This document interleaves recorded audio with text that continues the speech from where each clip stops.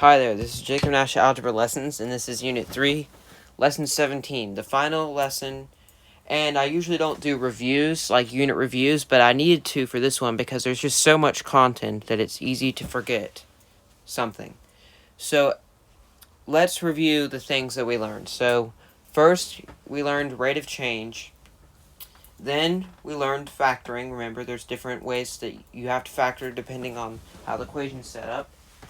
And then we learned complex number systems, where we have square roots of negative numbers aren't something that there is. Sorry that the screen's flashing. I don't know if there's something wrong with this iPad. I don't know why it's doing that. I don't know if you can even see that. But hopefully that doesn't mess up the audio. I don't know if that did. But then we learned quadratic formula, then completing the square. Remember, those are all ways that you can find the zeros.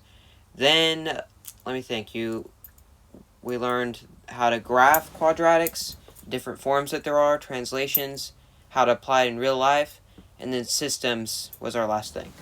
So, this isn't an order of how we did it, but this is a review not made by me, but there's 42 questions on it, but obviously I'm not going to do that.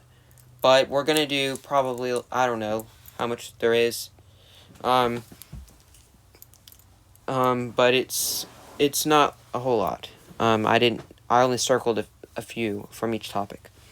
So this might be a kind of long video. If you feel like you know everything, might not be necessary to watch, but in case you need to see how certain problems work, then that's fine. Because I've been just saying things out loud, but here's where it's actually typed.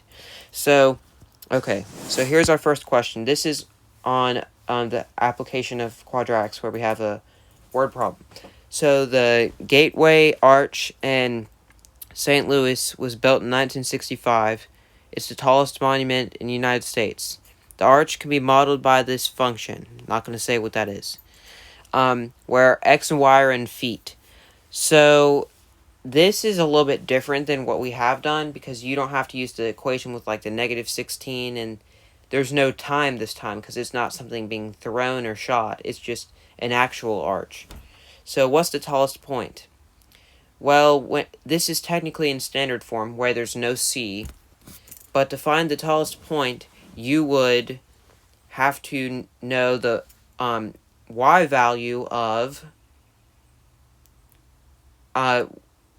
tallest point. Yeah, well, if it's an arch, then it's going to be like this. Oh, wait, did I have the thing? Yeah. It's going to be like this, and this is the tallest point, and it's in terms of y. So we need to, you know that to find the y, the tallest y part is to find the vertex, and you have to first find the x, which is, since we're in standard form, we use negative b divided by 2a. So negative b, negative 4 divided by 2 times 0.00635. Okay?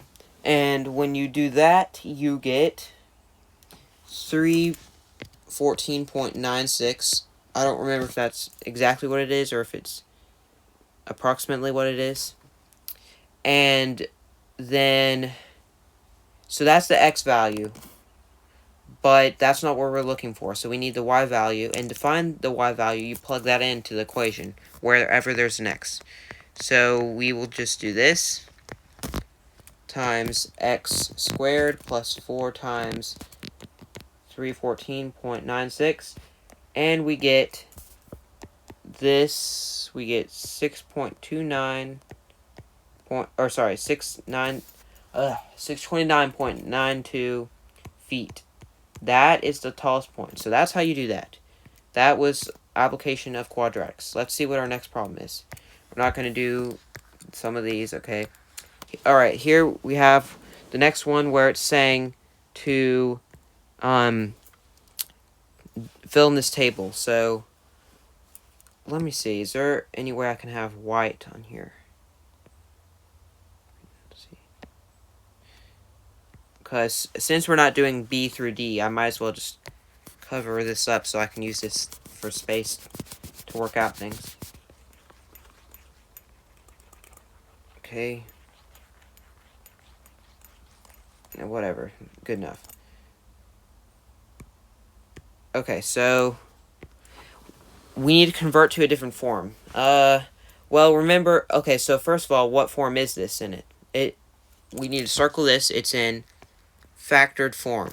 How do we know? Because there's parentheses, and there is parentheses for standard. I mean, not standard, for vertex, but there's, you can see that there's two things. That means it's the two zeros that we see. So, and remember I told you in a different video that it's hard to convert to vertex from factored. So let's just convert to standard. And, okay, flickering again. I think there's something wrong with this. What we do is we just have to basically first multiply these two things, and then multiply this by this. So we have to do this by foiling. So first, x times x is x squared. And then we have inner, that would be, or sorry, outer, that would be x times 3, which is 3x. Inner is negative x. And then last is negative 3. So combining like terms, we see that it's x squared plus 3x, or sorry, not, plus 2x minus 3. That's our standard form. Okay, so we convert to a different form. Now, axis of symmetry. I didn't talk about this a whole lot, but axis of symmetry is basically the x value of the vertex. So the vertex, where it folds, if you folded it, it would be the same on each side because it's symmetrical. So the vertex, well, we don't know what that is, because it's not in vertex form or factored form. So let me try to think. What's the easiest way that we could do this? You don't necessarily have to know the vertex. What you can actually do is use the zeros, and it's directly in between the zeros since it's symmetrical. So the zeros are right here. Let's go ahead and plug that in. We know it's going to be, it's whatever these two numbers are, but you change the signs. So negative 1 changes to 1, and 3 changes to negative 3. So the zeros are going to be 1, 0, and negative 3, 0. So let's think about this in terms of a number line. So we have 1 over here, we have 3. What would be in between these? So we have negative 2, we have 0, and we have negative 1. You go over 1 here, go over 1 here. Go over 2 here, go over 2 here. You meet at negative 1. So that means the axis of symmetry is negative 1. Negative 1. Yes. That is what it is. Sorry that I just paused for a second because on a thing I was looking at, it had a wrong answer, and it was saying that it was 1, but it's obviously not that because that's the thing, the 0. So that's how you can find it without changing to vertex form, because that would be kind of annoying. But then you do need to know the vertex. But you still don't have to convert to vertex form, because remember I said axis of symmetry is the x component of it, so we at least know x is negative 1. And anytime we need to find a y value, all you have to do is plug in the x into the equation. Alright, let's plug it in. Negative 1 squared plus 2 times negative 1 minus 3. That would be 1 minus 2 minus 3. 1 minus 2. Wait a second, let me think here. 1 minus 2. Oh, okay, so we did something wrong. This is not the actual equation. Remember, I forgot to multiply the whole thing by 2. So after you get this, you need to multiply it by 2. Okay, great. That made this thing go away. And you get 4x squared. Wait, not 4x. What am I thinking? I have to do this. Ugh. Annoying thing. Okay, 2x squared plus 4x minus 6. There we go. That's better. So that's actually what it is. I was wondering why that didn't work. Ow. Okay, some stupid mosquito thing bit me. Hang on. Okay, that's better. I closed this thing so bugs can't get in here. So what were we doing again? Oh, yeah. We were plugging in -1. Okay, -1, plugging it in. Oh, the thing's flashing again. I really hope that doesn't mess up the audio. Sorry if it does. How am I supposed to know? This is the first time I've done it. Okay, so 2 times -1 squared, 1. 2 times 1, 2. 2 plus, okay, so that's going to be 4 times -1, -4. So 1 minus, what is it? 2 minus 4 minus 6. That it really means 2 minus 10, -8. So that's our vertex, -1, -8. We just found that by the axis of symmetry and then plugging it in. Minimum or maximum? How do we know? We look at A. A is 2. You can see here and here. And since it's positive, remember, positive A means it's like this. Negative A means it's like this. So this is a minimum point. Y-intercept. This is what's useful about converting to standard form, because it's right here, -6. So that means it's 0, -6. Already found the zeros. What about the domain and range? In quadratics, the domain is always all real numbers, unless you're thinking about, well, unless you're thinking about a situation where it's not, like, there's no negative numbers like in real life situations, but that's not what this is, so all real numbers. Range, since it's a minimum, then it starts at -6, or not -6, -8. We see that by the vertex, and it goes all the way to infinity. Remember, infinity has a parenthesis bracket on -8. So that's that question, okay? So now let's look at the next one. Next one is solving a system. Okay, this one's not as long. Remember, luckily, everything's already has y by itself. So we just set the two things equal to each other.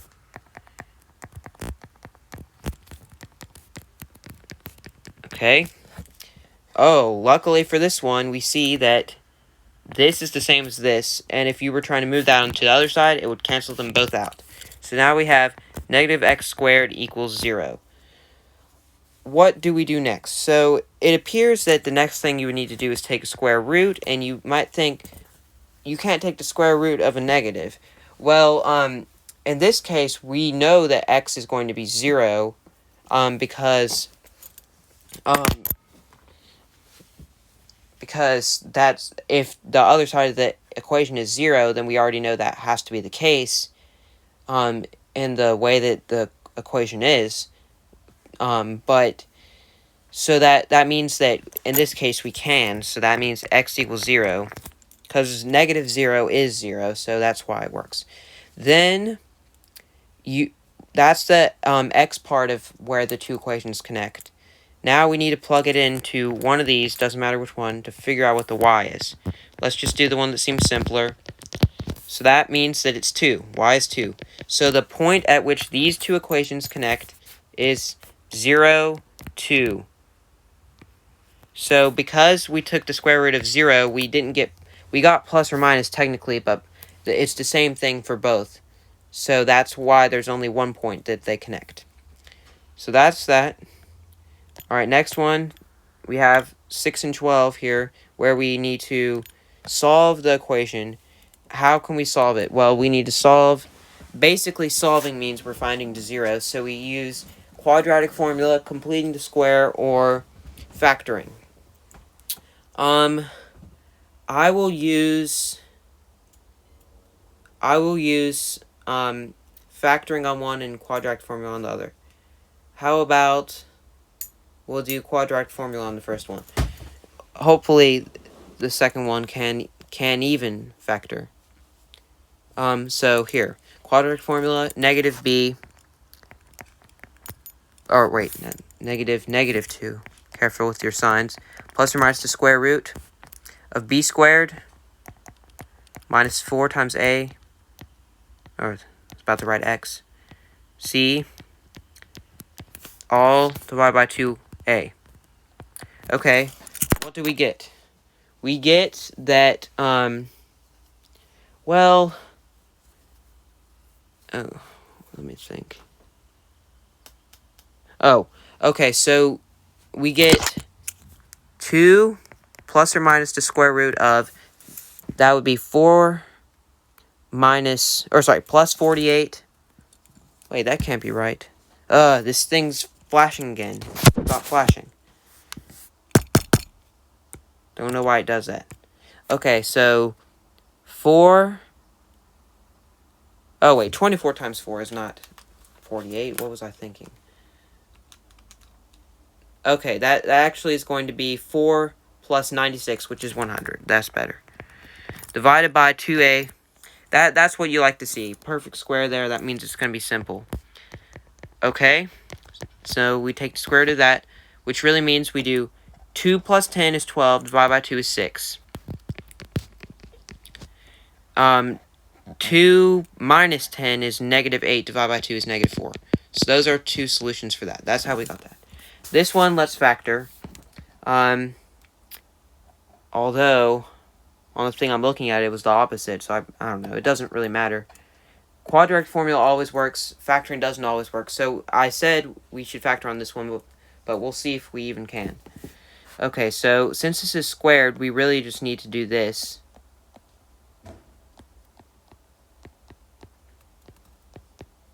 Okay. Now, oh. Okay, sorry. I had someone calling me, but I couldn't answer right now. So, alright. Now what we need to do is multiply these by foiling. So we get x squared, and then we would end up getting plus 4x plus 4 equals 49. And then we get plus 4x, and then 4 minus 49 is negative 45. Okay, so can things that add up to, can they multiply to equal negative 45 and then also add to 4? I can't think off the top of my head if there is any. So let me think. There's one. Okay, so 45. 145. Then 315. And then 95. Oh, so there can be. 59. That's better. So negative 45. That means we would need to make that 9. Negative. So now we have plus 5 minus 9 equals 0. Okay. We have factored. And that means that we see that it's going to be, the zeros will be negative 5 and positive 9. That's the answers to these. Okay, there we go. This one you need to solve by completing the square. So let's do that. So remember, we first move C to the other side. And then we B divided by 2 squared. And add that to both sides. So b divided by 2 is 9 squared is 81. And then, let's see. That would be 17 on this side. Not so good because it can't take square root of 17. And then, let's see. So then you have, oh yeah, you do x, take the sign of b, which is negative. Then 9, take square root of c. And then it's squared, so you take the square root of both sides. You get x minus 9 equals plus or minus square root of 17. You move 9 to the other side. And then we find out that x equals 9 plus or minus the square root of 17. You don't need to go any further with that because square root of 17 is not something so good. There we go. That was that one. Now we're trying to find discriminant. Okay, discriminant. Remember that to find discriminant we do b squared minus 4ac. So b squared that's going to be negative 5 squared minus 4 times a, which is 1, times c, which is 4. So that's going to be 25 minus 16, which is 9. So square root of 9 is 3. And that is, that's above 1, so that means that there's 2 solutions.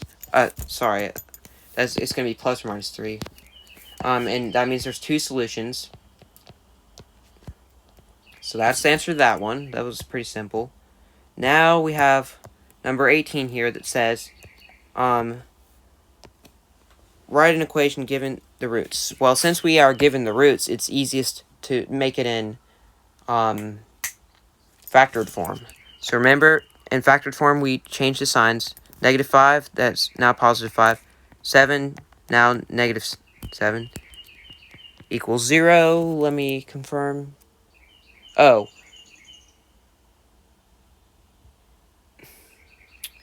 Well, oh yeah, so just given that, you actually need to do it, convert it to standard form. This thing's flashing again. Okay, so that's x squared when we FOIL, and then that's going to be minus 2x minus 35. There you go, that's our answer for that one. Alright, now we have down here with 21 and 22, simplifying these expressions with the i's. Remember, lesson 7. So 2i, and then the plus, you just keep the things the same. Okay, this is so stupid, it keeps flashing. I don't know why it's doing that. Probably will power it off when I'm done with this video. Okay, so that's what you do. So, the 2 i's cancel, you just have negative 4. This one, you have to multiply them. So, FOIL. First, you get 6, then you get 2i, and then, 3i and 2i, so that's 5i, and then I squared. Remember, I squared equals negative 1, so 6 plus 5i minus 1, that means 5i plus 5. So there you go, that's the answer to that one. Then, let's see what else we have. We have, one where we need to divide. Remember, that's not so good, but that's what you have to do. Remember, you basically just multiply the numerator and denominator by the denominator just changing the sign of the part with the I. So we make that plus. Okay, and then you multiply both by FOILing, which would give us, well, for time's sake, I'm not going to multiply this because I just showed you that a minute ago for review, but you would just simplify that like you did in lesson 7, so that's what you do for that one. Because I don't want this video to be too long. Alright, now let's see, we don't have that much more, we just have 4 more problems. Now, what do we need to do? What is this? Describe the transformation. So remember, in the transformation, it depends on if H and K, what H and K is. So we see H, K, no A, so don't have to worry about that. So we can see that since it's negative 1, that means it's going right 1. Remember, you might think that that means left, but since it's not X, it changes and it's right 1. And so up 3, and that's it. That's all we know for that one. This one does have an A, so we see that it's negative 1 again, so right 1. Minus 7 means down 7. And then negative 2 means stretched by negative 2, or stretch of 2, that's what you would actually say. Stretch of 2. And since it's negative, you say reflection across x axis. I'll just keep that short. Alright, this one, same thing. You do -2, so that means right 2, I'll just say R2, up 3, because it's positive 3. And then we have 1/2, so that means compression of 1/2. And no reflection, because it's not negative. So that's those. Now, let's do our last one, which was really the first thing we learned here, which is rate of change. So what is the rate of change between 1 and 0? I'm going to move this thing up here. So let's see. Where this means where x is 0 to where x is 1. Oh, okay, so we see something strange here. Oh, that's the axis of symmetry. I was getting confused for a second. So here is what where x is 0, y is 5. Where x is 1, y is 3. So we see the different points that we have here. We have 0, 5, 1, 3. We plug that into our equations. Remember, we have y2 minus x2 divided by y1 divided by... Ugh, this stupid thing keeps flashing. X1. I really hope this isn't messing up the audio, because it means this thing's going to be glitchy. But, so we have y2 is first, so that means 3. x2 is 1. y2 is 5. Or, I mean, what am I... y1 is 5. And then 0. So, we get 3... Or, sorry, what am I thinking? 2 divided by 5. That is the rate of change between 0 and 1. So that is a review of Unit 3. I hope this video helped, and I hope that